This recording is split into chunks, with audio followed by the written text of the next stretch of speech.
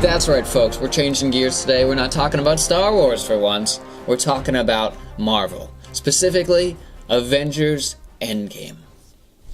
So, I'm sure all you have seen EndGame by now. If not, this is a spoiler episode. So click away, unless you don't mind. In 5, 4, 3, 1. Didn't give enough time. Oh, well. But first, we're going to answer this question. Oh, we should have answered the question first. Oh, no. Now half our viewers have turned away. Oh, well, we're still going to answer the question. This is a fan question. Remember, folks, you can ask your questions in the comments, and if we like your question, or you're the only one, we will answer your question. If you're the only one, you have a better chance of making it. The question came to us from Instagram. Which video game would you like to see become a movie? That's a good question. So I'll go first. If you guys have seen Uncharted, where a group of actors came together and made a fan film, that on YouTube, and we will put the link in the description below, that is amazing. Do we need to put a link? Or? Well, I mean, yeah. We can. We can. I don't see why. I actually haven't seen it yet, but I need to see it. People have sent me links for other things, and they're like, yo, go watch this movie. And I'm like, I will, but I forgot. And I like to believe that we link everything that the fans would like. So I'm fine with linking anything that we That's fair. That's fair. Because we're fans ourselves. So Uncharted, I really would like to see a movie about that, because that YouTube video, that short film, has really captivated me.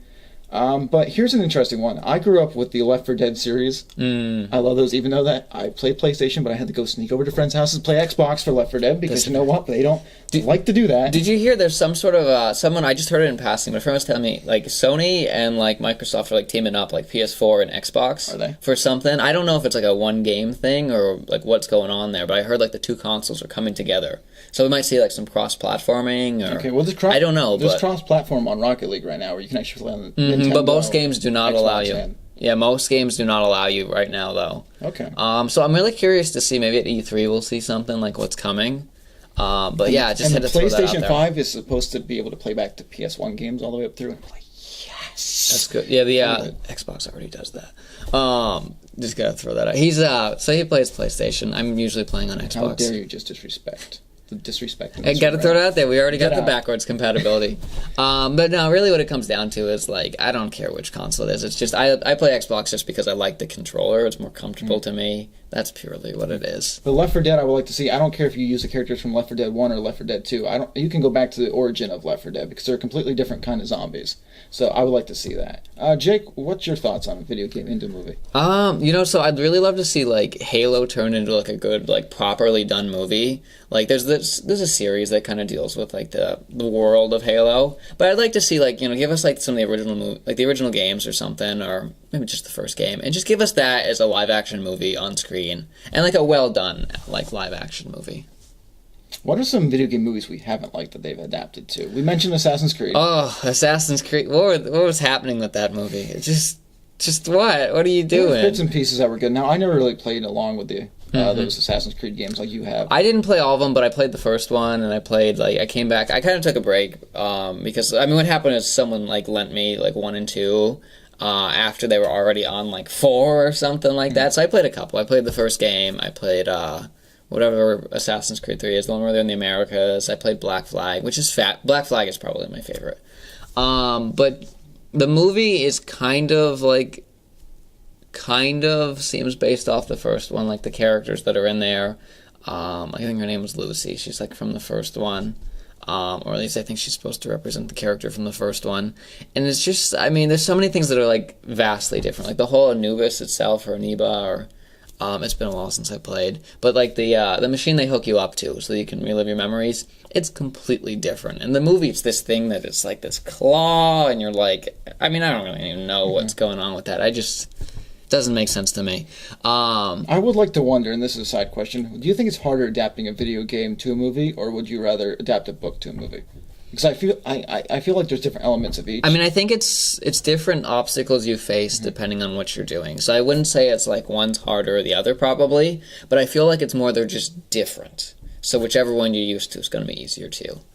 My question is, because you've already seen a visual of how you think a character should look at a video game, compared to a novel where you're only getting descriptions, rather. Like, you're seeing it in your own head, but literally you're seeing it. You're given descriptions in a novel, and if you don't follow those, I'm just saying, I think everybody views the same person when it's on screen. Mm-hmm. But when you're in a novel, you can leave it up to your interpretation. So I'm wondering if the conversion, if you cast wrong compared to what you've already seen or what you think is in your head. I mean, I think what's it. casting is more important for the video game. You want to get someone that definitely looks like the character. It's something you have to keep in mind for novels, too. Like, I think of, did you ever see Aragon? No. The main character looks nothing like the character described in the books. And I don't pay, like, I'm not super focused on description, but I know a lot of people are upset like that. Like, his hair color was completely different. Just so many elements were different than the books. I mean, mind you, the movie was vastly different than the book. But there's still, like, you gotta try and cast a character that's somewhat similar to the book one. Now, of course, it's not as important, because with the video games, I mean, you do have that visual representation that you expect, so I guess, yeah, I mean, it's different elements, different challenges you face. I mean, the other thing is, so, a video game, the screenplay for that is going to be something that's probably easier to adapt. Meanwhile, a novel has so much other information, and it's about cutting. All right, what is not crucial here, or, you know, what can we cut to make this work into a movie? So different challenges, I think.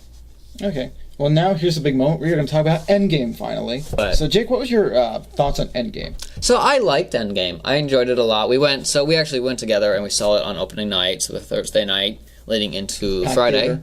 Oh yeah, everyone was chattering about it. I love going on opening night to theaters because, especially to a movie like that's like highly anticipated, because just seeing the fans, I mean, we didn't really see many people in costume, but there was a lot of, I mean, they got the shirts, and I think I saw some Iron Man masks, and just the energy, like, you're in the lobby waiting, and just random people are talking to you, like, yo, you here to see Endgame? Yo, what do you think's gonna happen? Who's gonna live? Like, everyone's just, like, you interact with people, and there's just this energy that's really nice.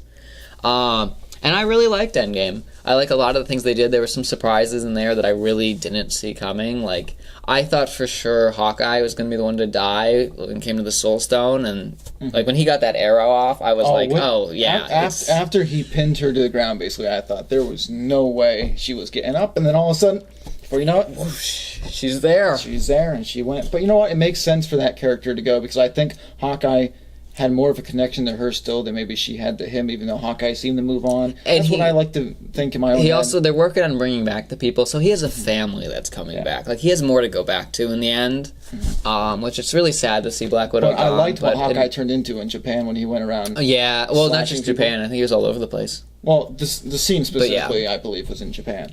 But, like, that was one of those moments where it's like, oh, what have... Like, that to me, if they would have just cut back the first hour and, like, showed how the world wasn't, you know, if they wouldn't have shown, like, how much the world has changed since, which you needed, don't get me wrong. I like some of it. There's some scenes, like, I know there's the San Francisco scene where we see just all of the monuments to the disappeared. Or what do they call them? The Vanished? What was the... Vanished. Yeah, it might have been the Vanished. I think it's the Vanished. And then Scott Lang was... Yeah, well, they go through and they're looking at the names. But I love how they do that monument thing, because that really makes sense. Now, one of the issues I had that didn't make so much sense about that... So one of the things we talked about is, like, the first act felt kind of slow to us. We liked the movie. But just the first act, like, it really took a long time to get moving. And one of the issues I had when they're setting up this world is that it really seems like people just could not move on, period. And I don't think that really matches with, like, the human race. Like, yeah, we're going to have a hard time moving on because we've lost so many people. Yeah, some people aren't going to be able to move on. But some people are going to be able to move on just fine. I mean, that's kind of... We face loss all the time. And we've seen big, like, extinction events like this before. Well, not extinction events, but we've seen big losses like this. I think of the, the Middle Ages where you have the bubonic plague rolling through and killing, like, 30% of the population. And society actually thrives because there's more resources. So... I mean, which actually builds Thanos' character in the first place. Yeah, it gives it... It was an interesting... It gives it more credibility because historically that actually has happened, like where you get a lot of people die and this period of prosperity. The same thing actually happens after wars a lot of the time, which it's terrible, but it happens. My thing is, I wish that they would have focused, like, that's why I like the Hawkeye, which could be Ronin technically in the comic books or whatever. I was going to say, he has a different name, I think. But I liked how, if they would have just showed more about how the Avengers, I know they had Captain America sitting down talking about how moving on and stuff like that, but I wish it would have just shown how the Avengers really moved on, even though they had the Tony Starks moving on and stuff like that. But I wish it would have took more time in that rather than the whole world kind of view about moving on. That's why it was a little bit slow to me, but still, you could have even cut that down in 30 minutes. You didn't really know. Yeah, I mean, it was a little too long. Like, I like what they were doing, and I like what they're going for, that they took that, like, instead of just going into, hey, let's go rescue these people or something like that, they have this moment where they slow it down, and they're like, look at how people are coping. Again, I didn't entirely think it was believable, but I like that they made that movement. Now, I had an opinion going into it, which you're going to criticize me now for, because, of course, what I thought was going to happen was completely wrong. But, I mean, how many of us were just completely yeah. that intro? But I heard it was like a fan theory online that I heard, and it was about Thanos wasn't going to be the big bad in this one.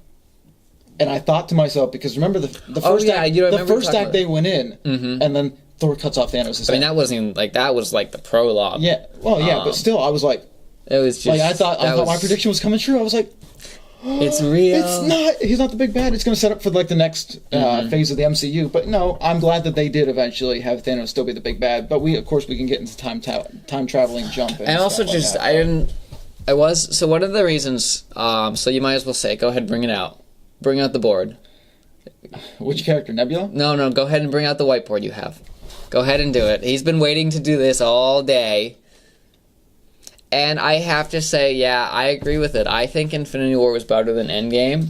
And one of the reasons that comes down to this is just, go ahead and stick I'm keeping this up there in case I was going to think about if I had to write anything else. Okay, I was going to say stick it maybe by BB-8 or so, but I think Thanos just has a much better character and is a far more interesting antagonist in the first movie. In this movie, past that opening scene where he destroys the Infinity Stones and just wants to farm on his land, he really just kind of becomes the classic, like, destroy the world bad guy villain. And it's boring. The ultimate evil kind of thing. Yeah. Because I like the fact in the first one he did it for a purpose. At least, whether it was right or wrong, he did it for his purpose. He sees himself as the hero in the first one. He's like a complex character. It's well That's developed. Why when he was farming his land, it actually made you feel like he did that for that purpose, and that was it. But then he was like, "Oh, it's my destiny. I've already completed it. Now I'm going to go back and like reap the revenge of these people that are stopping me from trying to get to my destiny that has already happened, apparently." But there's definitely interesting things like Nebula. I did not like, and I understand, Jake. You will try to explain to me the time travel thing of time travel. I mean, there's time travel issues. Anybody says. In my mind, if you kill somebody in your past, I understand that your past is now your future, your present in this film. But by Nebula killing herself, she should have been dead, in my opinion. It would have been a good hero sacrifice too. Yeah, if it was played in the right position, that would have been a cool sacrifice. It all depends, like, what kind of... I mean, we see so many different people speculating on how time works and, you know, is time real and things like that. And one of the things is... I mean, I do have issues with how time was handled in this movie. And it was such a good movie that I kind of, like, I overlooked some of it, but I think, like... So probably my big thing is they give us different definitions of time, and they seem to almost be working with both of them, and yet not working with them. So, like, the two scenes that stand out to me is, so we've got Scott Lang talking to the Hulk before they actually go back in time, or it's kind of like a jump forward in time is what they... Like, it's forward is back, because your past is your future kind of premise they're working with at this point. But the issue is, so when they're talking there, he sets up this definition. This is how time is going to work in this movie. It's not going to work like these previous sci-fis you've seen. Like they mentioned, Back to the Future is probably one of the best known ones. And in Back to the Future, it's like a timeline. Like you change one thing in the past, and you set yourself on a different timeline. And he says, no, that's not how this works. So they go back in time, and they're doing their thing, looking for the Infinity Stones. And Hulk goes to find the Sorcerer Supreme to get... Well, he's looking for Doctor Strange at that point, but Doctor Strange, of course, isn't around. And he's trying to get the Time Stone. And Sorcerer Supreme's like, no, I can't give this Time Stone. Here's what happens. And she gives us this diagram. It'd be great if we could get, like, maybe some diagrams to, like, throw on screen for, like, time. And she's like, so here's our timeline. And if you take this Infinity Stone, we get put on this timeline, and you can't get back to your timeline, and this one collapses, or something like that. Long story short, the premise she gives us is the Back to the Future timeline. And it's the exact thing that Hulk says doesn't work. And the same concept with Captain America having to take all of the stones back, and Thor's hammer. It's saying this, like, one thing. Like, they say this doesn't work, and then they're doing it. And then there's elements of it that just, they don't match with that. Like Captain America going back and, and staying there. Like, it's flawed. It contradicts itself. Yeah. And that's what bothers me. Like, if they picked one and stuck with it, I wouldn't have a problem. But that they contradict themselves and say this doesn't work and then go and do it. To me, Tony Stark's ending, that was well done. Yeah. Tony Stark's ending, even the funeral scene and stuff like that, and having Stan Lee and everybody else there, that was... That kid, I know who that kid is. Yeah. You found out who he was? Iron Man 2. The potato... Or 3. 2, I thought. No, I think it's 3. The potato gun. Yeah, Yeah. Well, we're talking about the same person. I know Yeah. who it is. Yeah, it's the kid, I the thought it potato was gun two, kid. though. No, it's 3. 2 is when they have the Russian Yeah. with the sort of laser whips. Yeah, like the machete guy. Yeah, pretty much. No, 3 is because it's the heat seeker people. Because remember, one of the explosion guys tries to kill him in the town. Okay. And there they take. You're most likely right. It's just all those Iron Man movies are kind of combined into one. Yeah, I mean, I get that. But no, it's the third one for that. But yeah, we saw. In case I was really hoping it was Adam Warlock. I thought they were officially bringing in Adam Warlock, but then it's like, it wouldn't make sense because he didn't really know Tony Stark. Not that we know, at least. In the comic books, I believe he knew Tony Stark. For clarification, there's a kid during Tony Stark's funeral back by the porch who's just standing alone, not near anyone else. And when we first watched the movie, we were trying to figure out, who is that kid? Like, we could identify everyone else, and there's this kid. And it's like, who is that? And it's the kid from Iron Man 3 who Tony Stark kind of like crash lands near his backyard, and they get the potato gun, and in the end he buys him the new lab. And supposedly he's going to be the next Iron Man because Penny's not taking over the mantle, is what I hear. Yeah. I had thought that his daughter was going to take it over, and supposedly there's a deleted scene where you search the Soul World. Though, yeah, that's the thing. She's too young right now. I think she might eventually take it over in like Phase 5 or 6 of Marvel, but Phase 900. Phase 900. We're still going. But yeah, that's still be what the watching kid is. as long as we're still alive. But We probably would be. We probably would be. Cap's ending. You know me as a Captain America fan. I walked out of there. It's great that he got the last dance with Peggy. It's great. It's terrific going back to your first love. I absolutely hated it, though. I'm going to be honest with you. I want to see him go out in battle. To me, that would have been the biggest thing for Captain America as a fan. Be like, yes, he's going to die fighting for this war and so that. And I thought he was going to when he strapped the shield on at the end. Mm-hmm. And it's a broken shield. And then all of a sudden these portals open up. Now, the fan reaction, though, was great. Because the theater that we were in, everyone's fully just... Yeah, that's one of the other things I love about seeing things on opening night, is everyone gets into it. First, Black Panther walks out.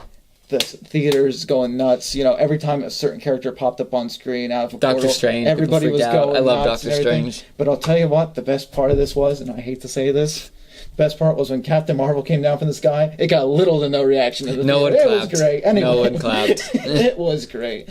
That was probably the second greatest moment of that film. The first greatest moment was the fact when I walked into the theater, they sold me for $18. I got a souvenir cup and a souvenir bucket. Oh, your giant along bucket with my of popcorn. Airheads. That is the first theater that I have had Airheads, that have sold Airheads that I have been in a while. So thank you. Anyways, I'm sorry, my venting is done. You were pretty excited about that. I remember that. They were gone before the movie. I was saying you were like, I thought there were 6 in this box, but there were only 5, and now I have 5 wrappers. And I was like, Donnie, you did this to yourself. I warned you. I did warn you. It's depressing, it really is. But hey, at least you had tons of popcorn, more popcorn than you were able to eat. I never finished it. You know what we're talking about. They give you those massive boxes of popcorn.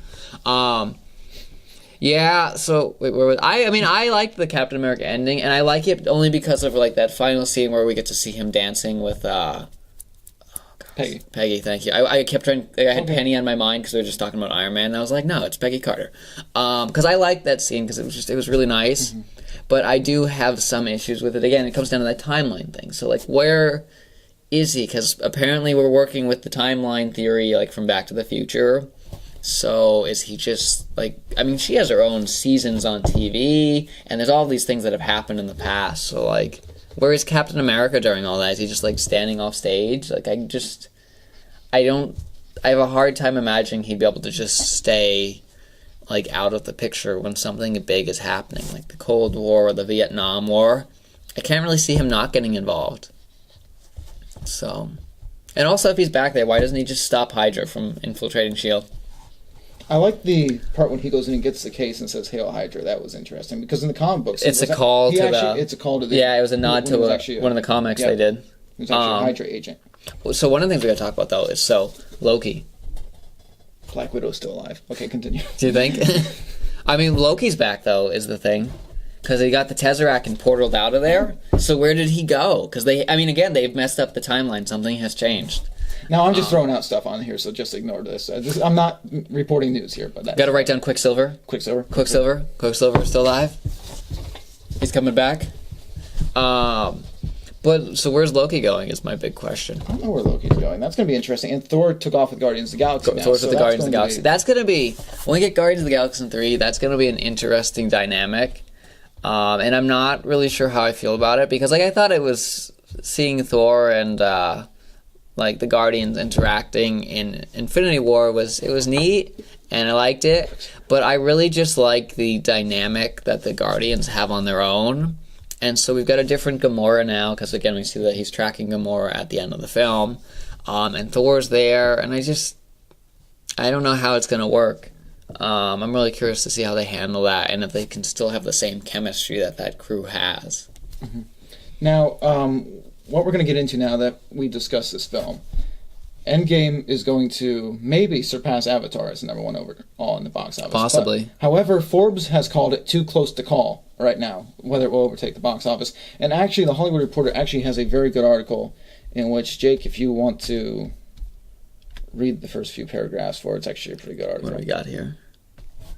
As the Marvel mega hit hurtles towards the reigning champ, analysts say it might not pummel Pandora until Labor Day, if ever. Oh, there's another Terminator movie? You didn't know that? No, is it like 6 now? I don't know the number. Me getting distracted by ads. Since its release in April 26th, again, we're working from the Hollywood Reporter here, Avengers EndGame has barreled through every record in its path, save for surpassing Avatar's all-time box office of $2.78 billion. In spite of a massive 4 weeks at the box office that has left the Marvel Studios title with $2.62 billion in worldwide ticket sales, EndGame faces an uphill battle, according to industry experts. It slowed down more than we all expected, says Sean Robbins, chief analyst at Box Office Media. Speaking of which, John Wick 3 topped. Yes, it did. It bumped it out of the top spot this last weekend. That's a good win for John Wick 3. Oh yeah, I like the John Wick movies. I need to go see 3 at some point. You can't see what I just wrote. I totally saw. No. I saw the title and I was like, oh yeah, I think I know where he's going here. But I mean, I think that's enough to get you the opinion. So it was going fast towards the record, and it's really slowed down a lot. I don't know if we've watched it too much or we've just become disappointed. We're just tired of it, perhaps. Well, in a 3-hour movie, it's hard, especially, I did not go back to see it in theaters. Mm-hmm. Normally, I'm one of the people that could go back. I went to see Infinity War. And you can't keep taking, you can't take younger children. It's just too long. My thing is, as a 3-hour movie, Avatar was, I'm going to say, a 2.5-hour film. That was a lot for the time it came out. It was a lot for the time it came out, but it also flowed a lot better, in my opinion, than this film in general.